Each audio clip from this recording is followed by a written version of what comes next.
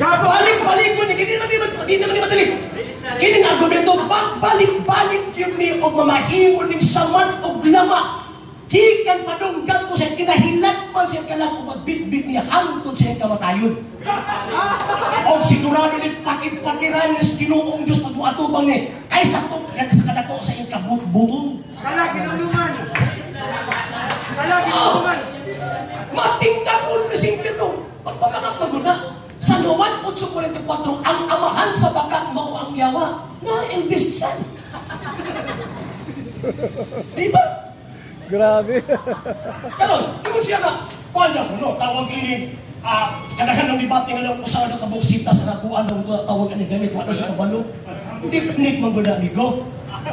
Teknik na ba? Sa mga karaang mga debater, nagagsita sa daghang banag. Ang usa ka sitas makapabarog na o kamo, kaya di mo makapabarog o dili mag-building-building. O, tanawa to yung building mo. Exodo, gihimo yung 70 Adventist, di mo palpak. Diba? Exodo chapter 20, mga Hudyo, mga Israelita, gimilti ka 70 Adventist, kanayo pa tinahin. Gitukol ang kanong gana. 1863. Taon. So man ang namahigalag mo igsoon, apil sa mga nagtanaw ng dinhi, sayod mo kung kinsa ang gitawag og namakak. O na ako ang pagyunggi kanang gikagulan ba? Kay every time mo labas yung question na ako'y kanabitawang antidote kong baga-baga para masabtan ko niya. Nagtuo ko mag-great debater ang akong kaatbang, pero nasipya ko. 5 minutes. Even ang term na critically based on critical reading and empirical reading, wa kasabot.